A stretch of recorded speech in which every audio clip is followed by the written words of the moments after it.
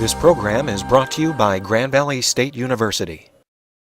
I'm Goode, I'm director of the Hauenstein Center for Presidential Studies. I think I saw all but three of you at the event last night. I think all of you would agree this was one of the most provocative events I think the Hauenstein Center has ever hosted.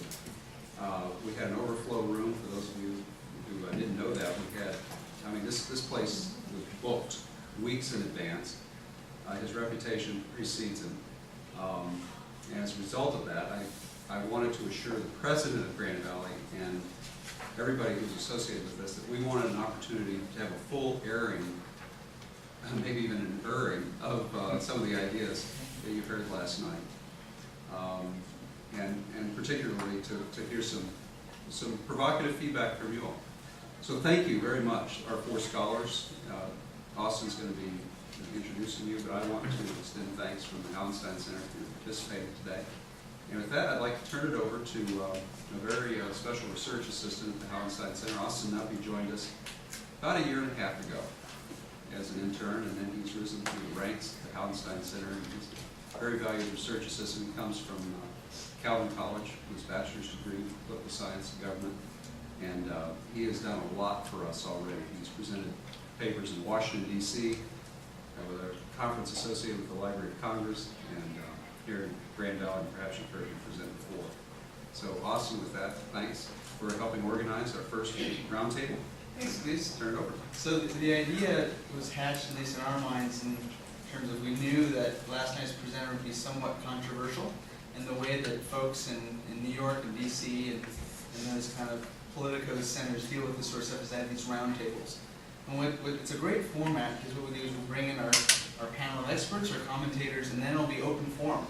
It'll be seminar style. I think what we'll do is we'll start with a couple minutes of each of our scholars kind of presenting their general impression of what happened or some points of interest, and then it'll be open forum. We'll kind of take turns asking questions to each other and comments, and then we have our scholars here to comment on that or help correct us or guide us in our thinking. So I'm hoping this will look more like a grad seminar instead of an undergrad instruction, like a poli-sci 101, but it's open forum, so I'm sure a lot of you brought some notes, I see, and should have a great afternoon. So I want to thank our panel here. We'll start with Jim Goode, in the Center, Professor of History and Coordinator of Middle East Studies. This May will be in Cairo, at the American University in Cairo, leading a study abroad with some students. And he did his graduate research at the University of Indiana. Erika King, right to his right, is a professor of political science at Grand Valley. Her research interests include American politics, public opinion theory, and media and politics. And she did her graduate work at Westra. Dr. Heather Tafel is to her right, is an assistant professor of political science here on campus. Teaches courses in world politics, international relations, and the politics of East Europe and Russia. She did her graduate work, including a master's and PhD at the University of Illinois. Finally, to my right is Dr. Joel Westra, who is a professor or an assistant professor in the Department of Political Science at Calvin. His research interests include international security, international organizations, and American foreign policy. And he did his graduate work at the University of Chicago. So I think what we'll do is we can start with Joel to my right, just a couple minutes of your impressions, and we'll go down and then we'll start throwing out some questions and interaction. So go ahead. Thank you, Austin. I think what was most impressive about the presentation last night was Herb's ability to pull so much data and statistical information together, hold it together in a very smooth presentation, and give a very broad view of current trends. And indeed, that's what he set out to do. And as far as sketching a lot of current trends, I think he succeeded. The problem, of course, the obvious problem that we all know is when we sketch things with a broad brush, sometimes we miss important details, we can even mislead, and that's always the concern. At what point does the broad brush, the broad sweep become too broad and go from parsimonious to actually obscuring? And one of the things that I noted is I thought that in addressing the conflicts, particularly in Iraq, in terms of this broader idea of what we used to say as the West versus the rest, and indeed As Herb Meyer put it, I think it really was the West versus the rest again. He implicitly builds off of Fukuyama's idea, communism's been defeated, fascism has been defeated. The only part of the rest that's left now is Islam, radical Islam. I think in presenting the conflict in Iraq that way, it was misleading in two important senses, at least two important senses. One is the initial rationale for going into Iraq. Certainly there were these ideas of how do we address terrorist threats, defense won't work, deterrence won't work, we cannot deter because we cannot retaliate. As Robert Jervis, the classical international relations scholar, would say, terrorists don't leave hospitals. There's no point to retaliate. So if we cannot defend, we cannot deter, we need to go on the offensive. And that certainly is part of the logic here, but much of the decision-making building up to the Iraq War was not just in this large picture of radical Islam. It was tied up inextricably in the growing threat of weapons of mass destruction.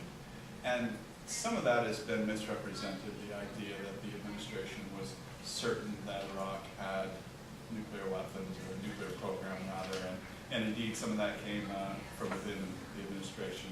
President Cheney said some unsupported, misguided things that caused consternation even within the White House. But the push going into Iraq, there was very much a fear that the more states that have WMD, the more likelihood there will be terrorists who acquire WMD.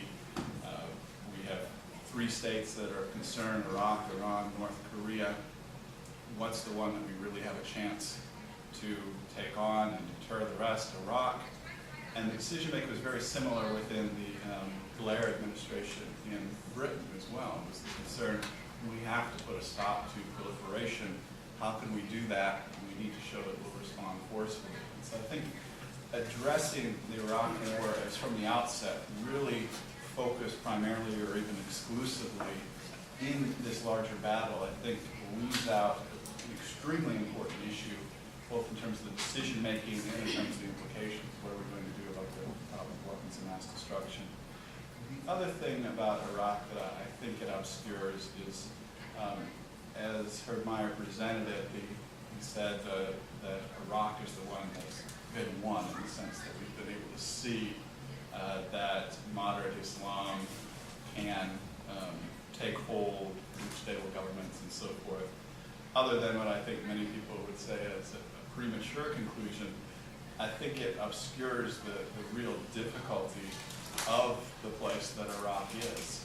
In Iraq, it's not just radical Islam that's the enemy. It's the fact that Iraq is an artificial creation of a colonial era, that it has distinct communities there. It's been ruled by a minority group for a long time, and to switch that to democratic rule and majority taking power creates a whole host of other difficulties that don't necessarily enter, at least directly, into that larger battle of radical versus moderate Islam. And so I'll leave it there, as that's my initial reaction to the topic. On the next one? Yeah. Okay. I could say lots of details, but just holistically looking at the whole presentation. He told us at the beginning that we should really leave politics aside because we were trying to establish an understanding, and then we could have disagreements and debate. So the assumption was that he was leaving politics aside, but of course his whole presentation was political from one end to the other. So I found that rather problematical.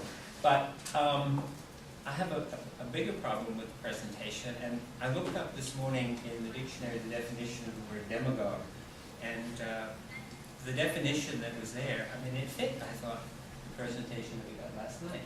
Appealing to the popular emotions of an audience through appealing to their sense of emotion and prejudice. And I thought from beginning to end it was full of those things.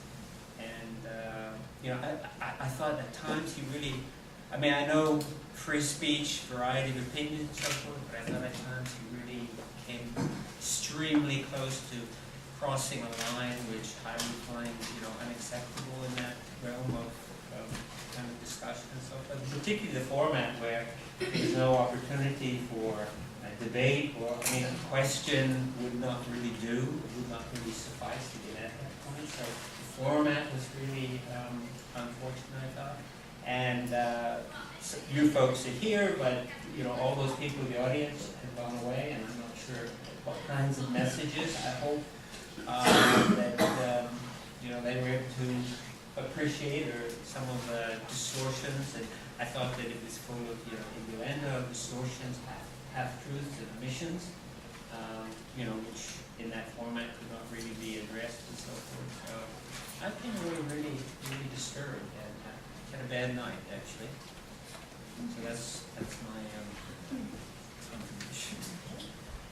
My contribution has some similarities to some of the comments that both of my colleagues have just made, and also a slightly different perspective. My area of interest is not foreign policy or international affairs, it's media and politics. And one of the things that those of us who study media and politics are often very interested in is the notion of how you present an idea about something, whether it's about an individual or an issue. And one of the things that I found very intriguing, and as I said, I wasn't upset about last night's talk, because I think one of the fascinating things is to be able to get differing perspectives and differing, what we call in the world of political communication, differing narratives about what events and issues mean, so a different kind of perspective. I also had the opportunity for about half an hour, thanks to Gleaves, to have a chat with Herb Meyer before he gave his talk. So we had just that kind of casual sort of conversation. And it was interesting, because one of the things that he said to me, and he repeated it several times, so I think this was a very important idea about his presentation that he had. He said, I'm presenting some basic facts, but I am trying, as you mentioned, you were distressed about. But he kept saying, I was trying not to present my own perspective on ideas, but simply to present the ideas. My reaction then when I heard his speech was that he was talking about three different sets of major ideas and then trying to draw them together within one framework. I think one of the major things he talked about was demographic change. He talked about things that certainly are not unique to him, but the idea that a part of the world, the population growth is absolutely trending downward. And I think that that is something that a lot of researchers in the field absolutely have concluded on the basis of evidence, so that there is that situation going on.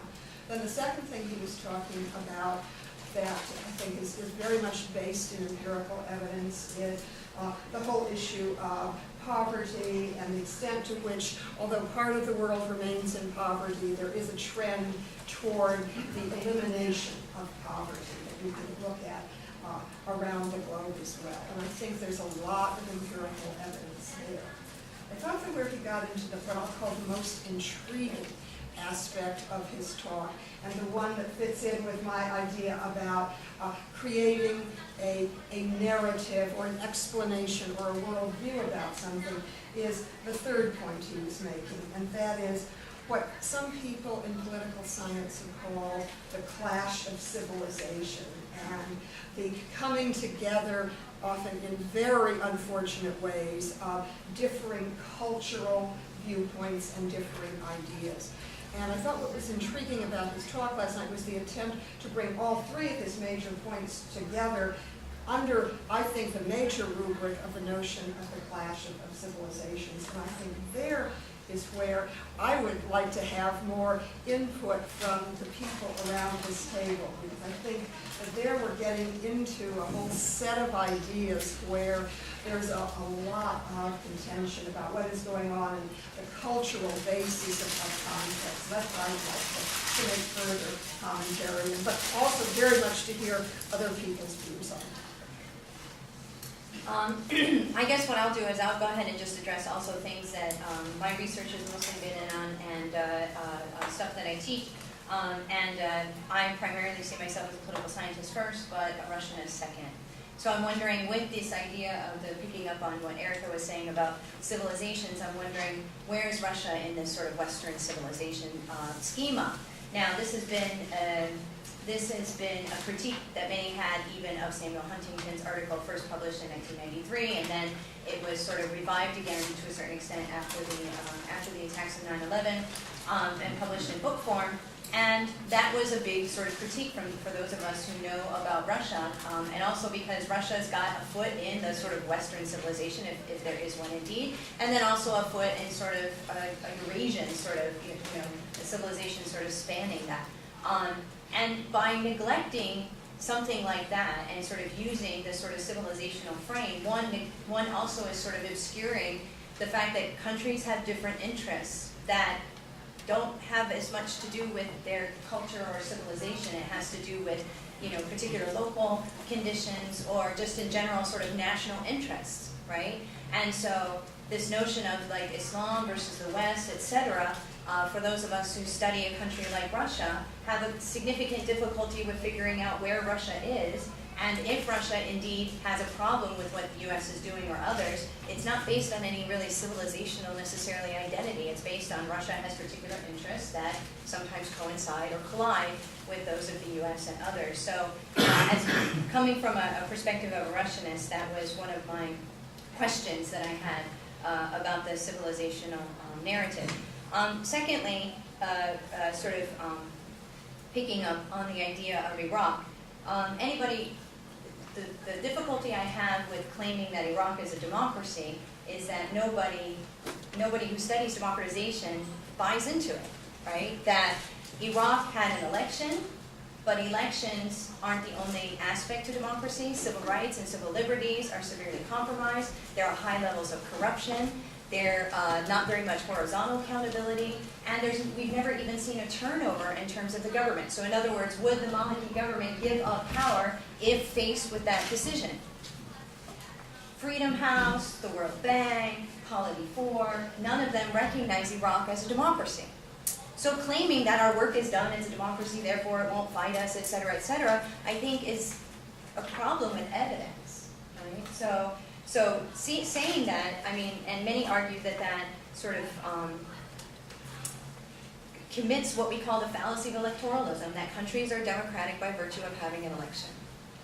And interestingly enough, I just told my students that day, I bet you by the end of the semester somebody will commit the fallacy of electoralism. Little did I know it was going to happen only a couple hours later, and I was going to be in the audience. So at least I can go back and tell them, hey, guess what? I heard it, right? So this note, and even Afghanistan, the same sort of issue in terms of it's not being considered a democracy by agencies that he himself was using as evidence for other things. So I think we can take those seriously, and that he would take those seriously as well. Great. We'll open the floor then to the students and folks that are in the audience. If there's any questions or comments, throw them out kind of in an orderly manner, I guess, and then we'll interact with our scholars here as well. Yeah. Okay, my name is Carl Anderson. I've been part of the Grand Forum now for how many years? 10, 15. Anyway, one of the things that kind of scared me last night was a comment he made about the CIA being the worst it's ever been. Or not ever been, but very bad compared to Think what for a it's been. second about saying it, that was.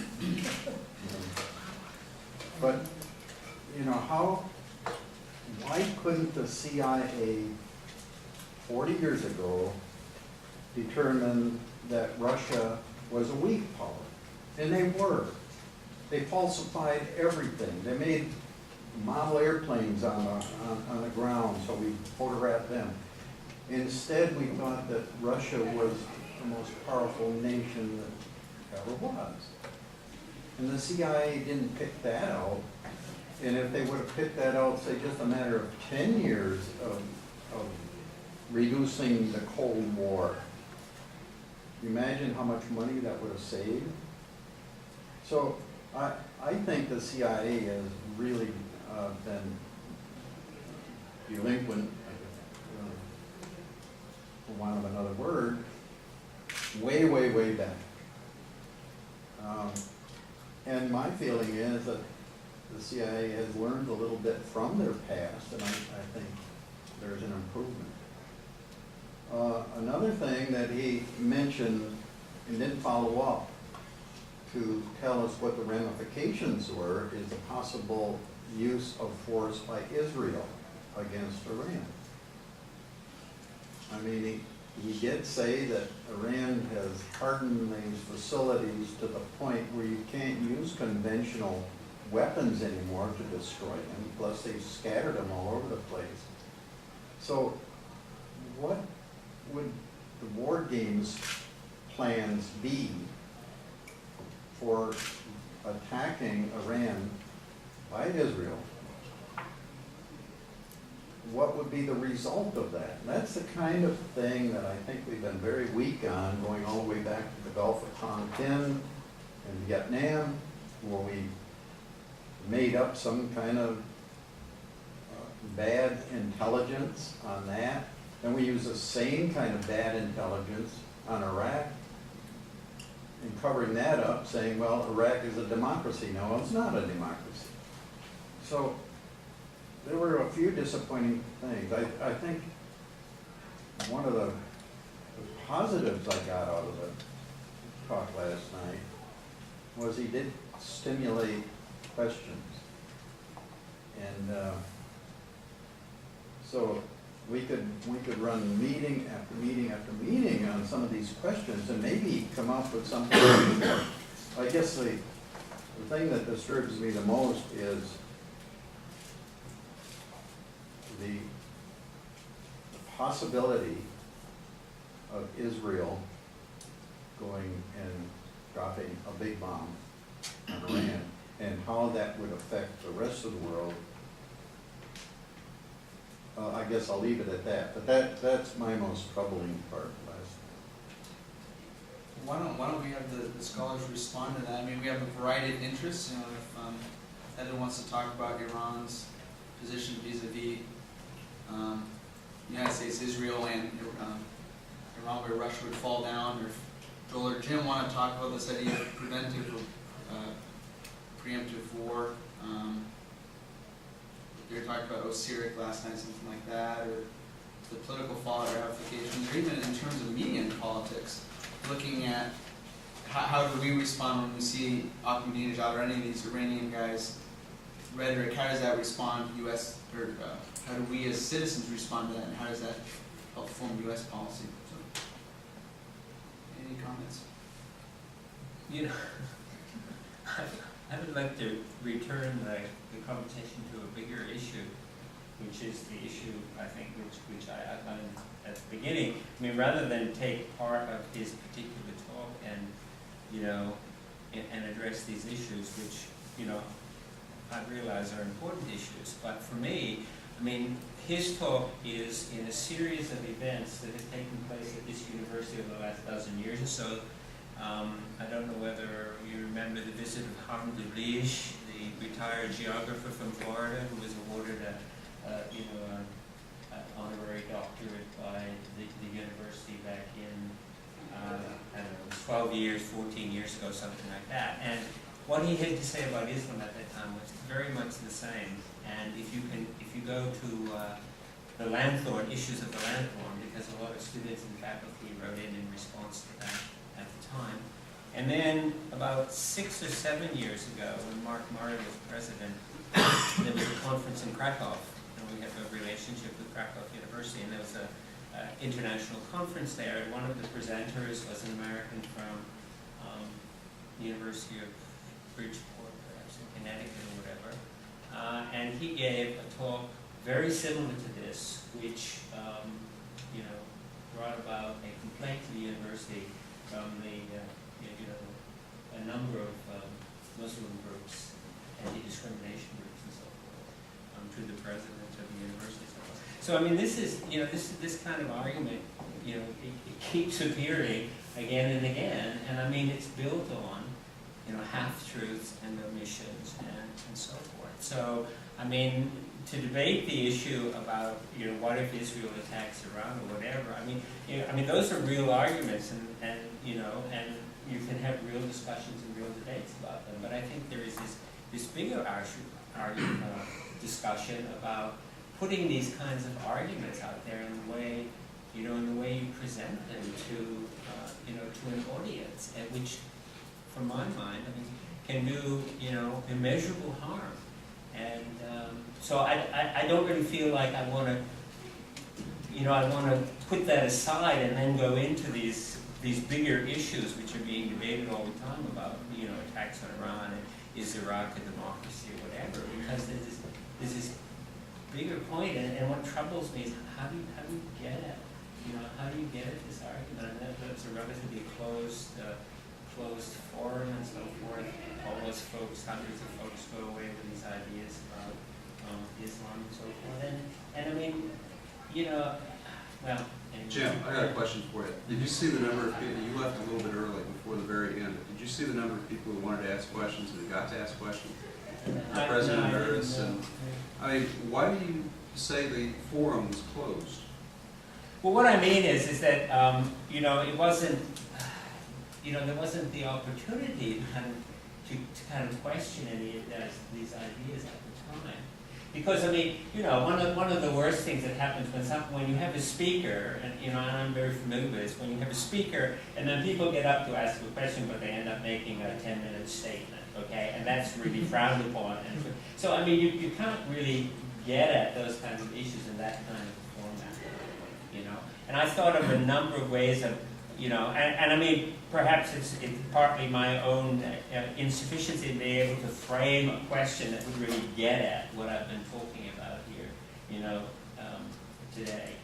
So I decided to, to save my ammunition for here. But but it troubles me. And I mean, all the questions I heard, there were no hard questions that were asked. No challenging questions. You would have been welcome to take. Well, yes, of course, absolutely. Yes, right. And I would also just ask. Isn't that the inherent problem? When I look at, say, the forum, and I look at all the lectures, do you have the same criticism about all the speakers who come, where there's just a short question and answer period? No, I haven't attended all the. But no, in principle, you're criticizing the format, and as director of the Hauenstein Center, I want to be able to present ideas in the most intellectually honest way possible. But is that your criticism about? Well, knowing how controversial he would have been, I think it would have been a lot more productive to have some kind of give and take, a panel discussion or something like that. I came away from the presentation last night wondering what exactly is the mission of the Hauenstein Center, actually. I don't know. Let's have lunch. I just wanted to offer too that oftentimes these events get watched more online than they do in person, and so this forum is going to get just as much audience online as the talk last night was, and so we're trying to figure out the best way to air all concerns, and this is one way we've tried to do that. So it will be online, and hopefully, I don't know if we'll reach the same audience we did last night, but hundreds of others will see both last night's event and today's. I'm sorry, I don't know who you are. I'm sorry, I'm Brian Flanagan. I'm Associate Director of the Hauenstein Center. I have a question about the topic. I wasn't at a lecture yesterday, but I read some of the description of the event. And my question,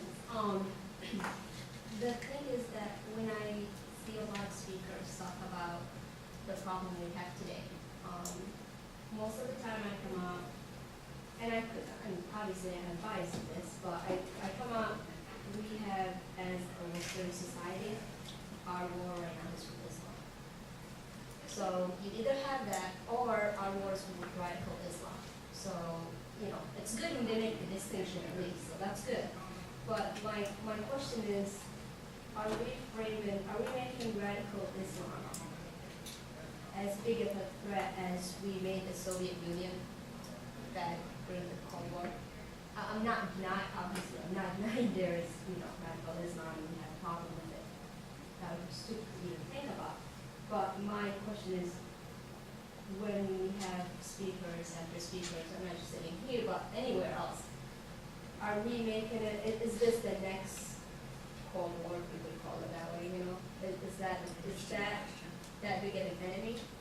And the thing is to come out and say, well, Margaret Muslims said nothing about it, or we need to do more to, get them to even think about doing something, because obviously they have no interest in this.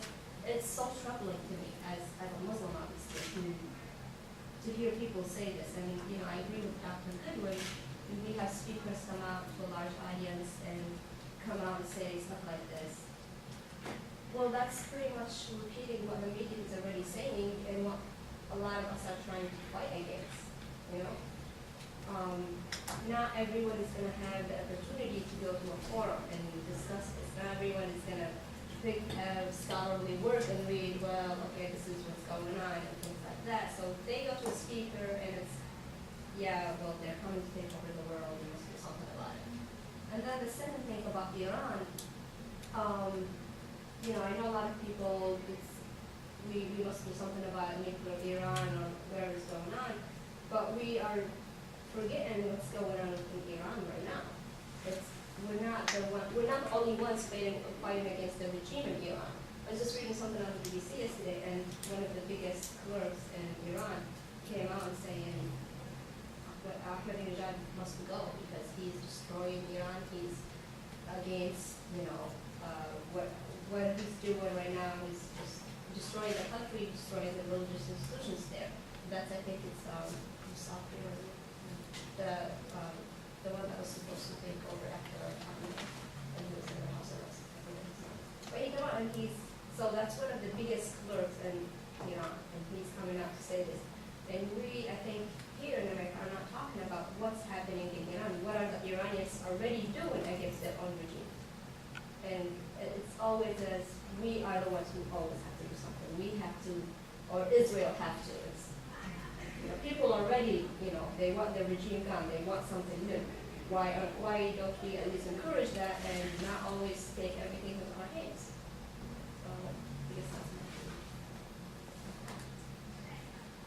A couple interesting points fall out of that. One is it's already been made the next war. The rhetoric is around World War IV. It turns out that the Cold War was World War III. The war against radical Islam is World War IV. So it's already made it to that point. What's interesting is your question ties back to your question a little bit about threat inflation.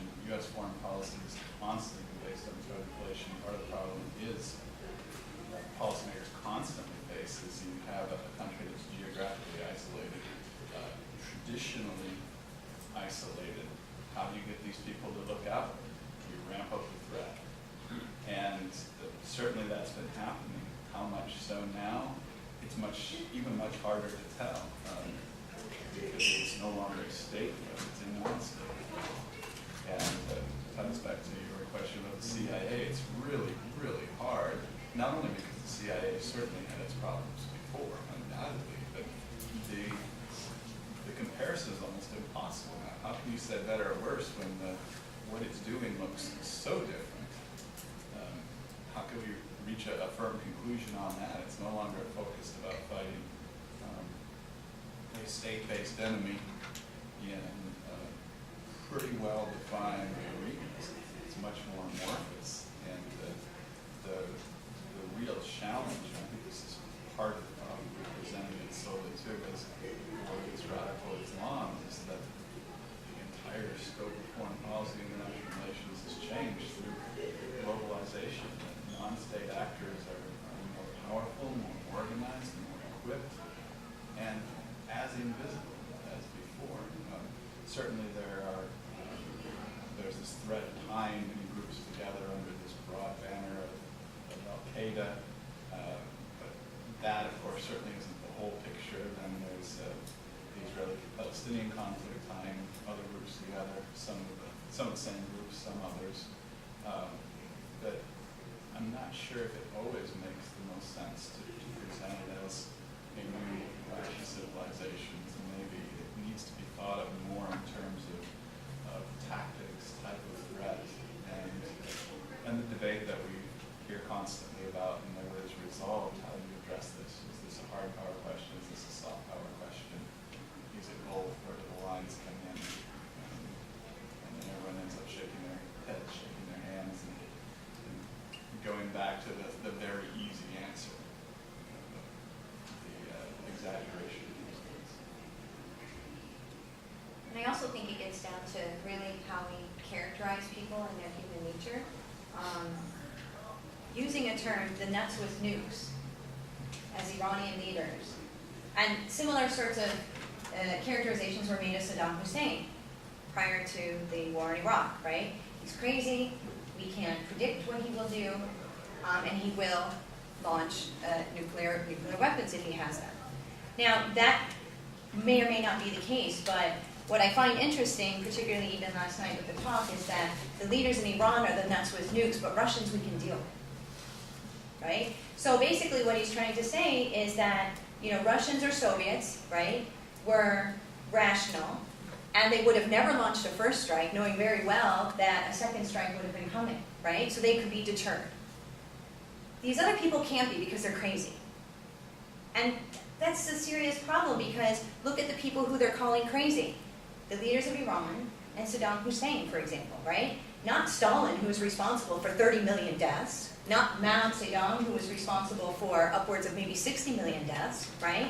And I'm not saying, I'm not trying to say that one is better than the other, but it's this underlying assumption that some can be deterred and they fall in our theories of deterrence in terms of rationality, and others, often Muslims, are not because they're crazy, right? Now, there is something to be made of the difference between state actors and non-state actors, right? State actors, I do think, act differently than non-state actors in terms of rationality, in terms of goals, in terms of tactics, perhaps, right? They don't have the whole state that is sort of behind them. They don't necessarily, they're not maybe in positions of political power, so they don't fear being, lifted from their political power, etc., right? So I'm not even saying that there aren't actors that perhaps are not rational, right? What I'm saying, however, is that there's this sort of characterization of these underlying assumptions. We really have to get at these underlying assumptions because they're driving what people are thinking about policy, right? I mean, even last night he says, I'm just reporting the facts. These are the facts. Well, I question those facts. I question those facts because they have some sort of underlying assumption that really does make a difference on what kinds of policies that we undertake, right? And I'm not trying to make a claim that Iran is not dangerous, that building nuclear, and that a potential attack from Israel would have, ramifications that we'll live with for years and it would be awful, etc. But trying to figure out, labeling them as nuts, sort of the nuts with the nukes, and saying, well, these others we can sort of deal with, I think is also very problematic for policy making. These examples for the predecessors to nuts with the nukes were Nazi Germany and Southeast Asia. So I think, it's funny because I keep feeling like I need to jump in and defend him, even though I disagree with a lot of what was said. But Hitler was his primary example of a crazy who gets power. But is getting power crazy? Well, he said that once in a while crazy people get power. And Hitler was his example. I don't understand why Hitler is any less crazy, though, than Stalin. Yeah. Right? And again, I don't have the answer, but what I'm wondering is, why is Hitler a crazy guy, and Stalin or successive Soviet leaders are, we could deal with that. So who makes the judgment? Right? And exactly. And what's driving that, right? And so again, even though he says I'm just reporting the facts, and yeah, there were some facts there that were sort of unassailable in terms of demographics, etc., right? But other things that were reported as facts are interpretation, really, right? And so an interpretation that guides an entire analysis that then leads to what do we do now, right? And so reasonable people should be able to even argue about those and say, well, I'm not really, in agreement with those facts, because I don't see their facts necessarily. But you know that, and his facts, were very, very selective. I mean, he picked and chose very carefully what he presented, to make his argument, and he excluded so much other information and so forth. And it reminded me, my wife is Australian, and we often have this discussion. If you went to the newspapers and you read all the little snippets that people put in about Australia, kangaroo hops down the middle of the main street in Sydney, or, sharks, school of sharks eat, 2 swimmers at Bondi Beach or whatever. I mean, you would come away with this picture of Australia as this place where you wouldn't dare step your foot, on this, because you'd be eaten by all these ravenous creatures and so forth. I mean, it only presents a tiny little piece. I mean, sure, there are kangaroos in Australia, and there are sharks, and there are poison spiders and all that, but there are a lot of other things that go on there as well. And that's the picture that he was presenting to us, was this picture of all these horrible things, picking out all these things. The 3,000 Muslim girls in Britain who disappeared, leaving it hanging in the air. Were they killed? What happened to them, etc.? And I could go on. As I said, there are many cases where he pulled things out in isolation that supported the point that he made, and he overlooked and omitted so much else. And they were also very shocking. You could hear from the audience, women in Russia on average get 8 abortions, right? I mean, first of all, that's not true, right? And second of all, the abortion rate was higher in the Soviet Union, yes, absolutely. But there was no other birth control, none, right? And I'm not, it's a moral problem, it's a moral issue, but did he say that particular information? No, but it was shocking, and it's like you could hear from the audience and sort of leaving out those other facts, saying, well, also one needs to know this other thing, and that explains partly why that was so high and why that's so awful. Right? So I don't, and I think that's a selective presentation of facts that leave people with this horrible, notion that Russians are baby killers. Right? I mean, or others, that Muslims are driving their children out, and I found that as well, that sort of selective presentation of facts was problematic. Well, obviously, I wasn't there for the presentation, but in reading the article here and listening to him, he's obviously a conservative. There's no doubt there. But the thing that I wanted to speak about was you're talking about the nuts with nukes and trying to figure out whether someone's crazy or not. And I think the real issue that needs to be dealt with, that we're having trouble dealing with, is with Stalin, with Hitler. We knew what the limit was to take care of them, and we knew the technologies that they had, and we could rationally come to a decision to handle taking care of those regimes. With these guys, we don't know what the limit is, and we know the potential technology that they have, and if you wish to test that limit, there's a gamble there. If you push them too far, there's going to be a Holocaust somewhere potentially, and we have to balance that decision out of, do you push them far enough to see where they break, or are they willing to take the easy way out and just die and blow up the country? And so we could call them names, but that is the real foreign policy issue that I see that we're dealing with. With anyone, you have to test their limits to see how far they go. What is their underlying fundamental problem? It always comes down to something fundamental. It could be vanity, it could be power hungry, it could be depression. But we don't know what those things are. And so it's a track of finding out and figuring out how this guy's mind works. And I'm not saying these people may be insane and in a fortunate position for themselves, but not for us. But it's just a matter of figuring out how their minds work, because there'll be some little craving in there that'll satisfy what they want, and if you can find that and find the beneficial solution, maybe able to solve the problem. But it's not real easy to answer. Are you talking about Iran or the non-state actors? It could be anyone. This is a general human nature issue. We're all, like I said, we're all human. Even as distant as the power is, and far away as they seem, and how the media can build them up into something bigger than they are, they're still a human being. And we just have, with all human nature, everyone works in their own way, and you just have to figure out what this person is and what they want. And the more distance they keep between you and me, the harder it is to figure them out. And so you have to get closer, but it's a gamble that has to be, it's a tightrope that has to be walked very carefully. Wasn't it more important the issue of the constraints the individual faces rather than the individual personality? Who are the individuals surrounding this decision and how much control do they have? And that, for example, is the key distinction, one of the key distinctions between a state actor and non-state actor. Non-state actors have far fewer constraints than a territory than a population, than a regular government structure, whereas even if we posit that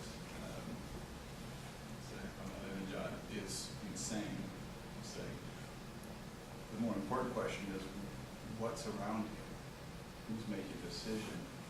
Do we actually believe that the decision makers around him would launch a purposeful nuclear strike? The second order question would be, do we believe Who's really pushing the question? Who's really pushing the buttons? could there be some sort of escalation that can happen? Given that, what would cause that sort of escalation? I think we need to break the problem up into more pieces. Because if we focus simply on trying to figure out the idiosyncrasies of the individual, we'll never figure it out. There's still debate now about Stalin. What were Stalin's goals? Was Stalin aggressive? Was Stalin constrained and deterred? And look at Gaddis, for example. He was on his own research, reverses course on this as more information comes out. But still, the argument's not settled, and that's been years after his death, over 50 years after his death. I think we're doing the wrong thing if we're turning it into a personality analysis of individuals. I think we need to think more in terms of constraints, parameters, and so forth. Because that's something we can grasp onto, that was just to avoid perhaps that difficult process. How do you get closer to the situation? Well, you can know more about how militaries are organized, who's the inner circle, and so forth, and you can never know about what's going on inside one man's head. Yeah. You might not be able to solve everything. Iran is a confusing place, so is the Soviet Union as far as who is what control and so forth, but you can get some ideas. The conclusion you draw might be disturbing, it might not be disturbing. Yeah, well, returning to one of the major points that Herb made last night that I would like to just have as people think about, and it's his point about going back to the clash of civilizations, because you're arguing about individual leaders and personality and as one level of argument, and then state constraints. But I think one of the most challenging points he made, and I have to confess I disagree with this point that he made, but I think it needs really a lot of further discussion and thought, is that this whole idea of what we face today in the contemporary world is far beyond individual crazy leaders or particular states, but this notion of the clash of civilizations. And that what, in his perspective, you have is an anti-modern, and he used these terms, anti-intellectual curiosity, anti-entrepreneurial, anti-scientific worldview out there that is in conflict with what the West and what the United States represents. And that Herb Meyer sees that as the defining battle of our time. And so going, as I say, back to the points that he made, I would like to hear more discussion about that, because I think that that is something that can be very eloquently and very forcefully stated. And then what I would like to see is that deconstructed in a sense. To what extent is that an oversimplification, and to what extent is there some kernel of truth in this? And as I say, my own sense is there is a lot of oversimplification here that can be very dramatic and very powerful. But to understand, if you're saying that this is a war of culture, then to understand, I think, more carefully, the culture of the other that you're talking about is something we need to do more careful thought about in this country, because I just don't think we have that much of an understanding of the other, and that it is very easy to make those gigantic, overwhelming statements about the danger. I think the biggest problem is I was listening, and at least in that paradigm, and I've studied a fair amount about the Middle East and Islam. It's this idea that you present Islam as a monolithic culture, right? There are Muslims and there are non-Muslims. Ignores the fact that I think most people in the afternoon have no idea that most Muslims are Southeast Asian. They're not Arab. There's so many, to put a secular state with Muslims like Turkey as a secular government next to the Islamic Republic of Iran, next to Saudi Arabia, it's not even an Islamic state, it's a monarchy, next to Malaysia, that is a very progressive, economically competent Muslim nation, if there is such a thing. Is having, you have monolithic forces that clash, and then you look at the fault lines. And if you look at Sam Huntington's book, there is something to be said about the civilizational fault lines. You have areas in the world, geography and demographics, that have, for the span of thousands of years, been at conflict. That's not to say that it's because there are monolithic entities that are fighting each other, but there is something to say that there are conflict fault lines. But the problem is when you present the Islamic world as this or that, it's super difficult, like you said, to look at the details and the distinctions, even among, I don't think, and this is the same from a Judeo-Christian worldview, you can even summarize an Islamic worldview in terms of, you could say, sure, the 5 pillars or whatever else, and Petra could say, my Islamic worldview versus anything else, but there's a crisis of authority within even Islam as to what identifies, and I'm sure in Russia as well, as what determines if you're Orthodox, or if you're Chechen, or you're Muslim, or secular, you have the same fault lines in Russia. And I think too, there's quite a bit of research that's going on to try to answer some of these questions. One of the World Values Survey started by Ron Engelhardt at the University of Michigan, they tried to get at some of these issues and going around and asking people, actually asking them, what do you think? Do you want democracy? Do you like your government? That kind of thing. And their research has been showing that, overwhelmingly throughout the Muslim world, most people want democracy, and they're not so keen on dictatorship, etc. So, there's not as much the fault line, right, in terms of a cultural difference. At least such has been the evidence. Now, culture does matter, right? In terms of if you ask people, well, do you think it's okay for a woman to be the leader, right? Should homosexuals have political rights? Throughout a lot of different countries, not just Muslim countries, but China and Russia and India, a lot of people find these questions, they don't necessarily overwhelmingly support a woman as a political leader or homosexuals having political rights. So culture does matter to a certain extent, but the evidence is starting to show it's not this sort of, the clash is somewhat different, right? Or at least there's evidence to show that it's not, Islam versus everybody else, right? That there are values that we do share. And those sharing points, I think, by focusing so much more on the differences, we kind of sort of obscure those sharing points. And this evidence is they're what do you call it? Expanding the survey into more and more countries to see if indeed that is the case as they get it into countries like Tunisia, where problems have been and getting the survey. So I think by just painting this sort of broad picture, you're ignoring all of this, all of these sort of internal debates about culture and the importance of culture and the impact it has. And how do you make a distinction between religion, economics, ethnic conflict? You know, in Afghanistan, you can say it's the Muslims versus NATO or U.S., but within it, you have so many different ethnic. I mean, you have Taliban who live in different regions of this borderlands. You know, it's far more tribal than it is religious. And how do you? I can't, and I think we'd all have difficulty trying to parse out how do you separate the economics from the religion, from the regional, from the political. I don't know how you separate that. And if you can, maybe so that's why these guys sell so many books, so they figured it out. I don't know. But there's also the question, how far can the generalizations get us? What put in use, what not? And the thing that's forever intriguing about Huntington's book is there are these patterns. But what's the significance? How strong are they? Huntington, I think it made him wealthy, but the article was so much better than the book because the article left it as a sketch.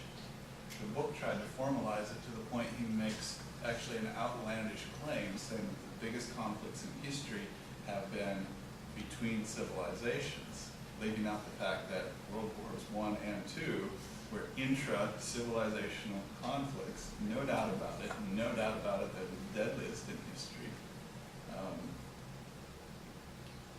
So he had taken that step too far, taken this pattern, turned it into a tool to try to explain everything, and I think that's what a lot of the pushback is here about last night's presentation, that we could say, okay, there seems to be this ideological battle going on, and it overlaps a lot of other things, and even if we recognize, okay, we can't capture all the detail,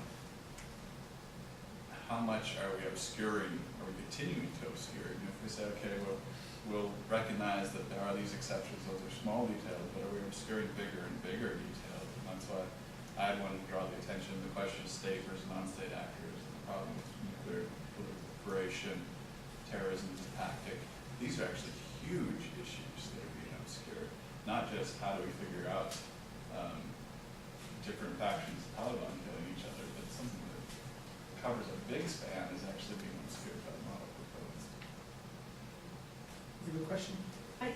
Question or comment maybe. I left last night just being, I felt like my head was like this. I was overwhelmed. I wanted to go home and you know, I took notes and I wanted to read thoroughly about every single thing he touched on.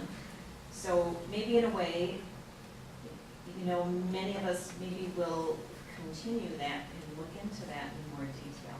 I'm a retired children's librarian, so my life has been just children's books and kids, and not a lot of time for doing this kind of thing that I did last night. One of the things he said, in my family fits this to a T, and my husband's family. He said we have this trend where we argue before we understand, and I've always been kind of the quiet, thoughtful one, waiting, you know, come on you guys, I don't like this. You're all coming from just, you know, what you hear in the news, or, you know, without having fully researched it. But I don't know where to go from here. I want to learn more about it. I want to have more than just the little bits we get on television. You know, to get maybe 30 seconds of something, and then. But I don't have a clear picture of any of these things we've talked about, and I think maybe a lot of people are in the same boat, and I'd like to know where we go from there. How do we Educate ourselves. Yeah. What's the next step, and what are resources that are accessible to those outside of the academy or outside of this area of expertise? I mean, one of the little things I did, being the children's librarian, I get to order all the children's books. So we have children at in our school who are Muslim and Jewish and Buddhist, and as well as, you know, American. So we have, so I would always try to pull in children's stories representing all of those different backgrounds and cultures, because I thought that was really important, and I still think that's really important that kids see all of that. But I feel like that's the extent of what I've been able to do. But as you talk, one of the things I'm thinking about, and you probably are too, is that perhaps a service that the Hauenstein Center can perform, because you do have a very good, very accessible website, is to, after a talk like this, and including this talk, to post some readings that are accessible to an educated audience that are not the specific technocrats who are studying that particular field, and to give a range of different scholarly or well-reasoned thoughts about this, and to suggest some readings. This is in fact, Erika, exactly what we've done. The Hauenstein Center has made it a point to be non-ideological, non-doctrinaire, all intellectually honest debates, so far as we can discern intellectual honesty, are welcome at our table. And the purpose of this forum, obviously, is to continue that discussion, and we're so glad that this was a mind bender for you, and that you got to hear some other sides of this. We will post, of course, all this will be posted on YouTube, and we're one of the top 10 YouTube sites in the world for history. That's how many hits we get from all 6 inhabited continents. This will be posted. Last night will be posted. We will provide resources. That's something Austin's been doing. We even provide transcripts so that people can't actually hear or see very well from the video itself.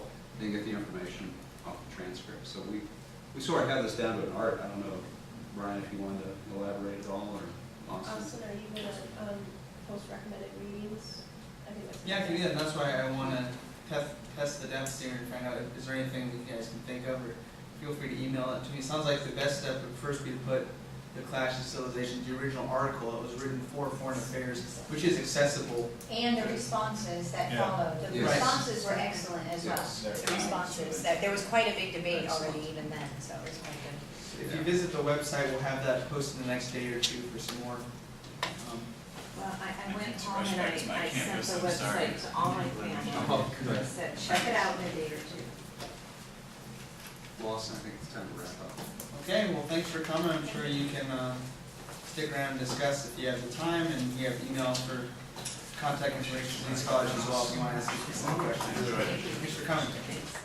The preceding program is copyrighted by Grand Valley State University. Visit us at gvsu.edu.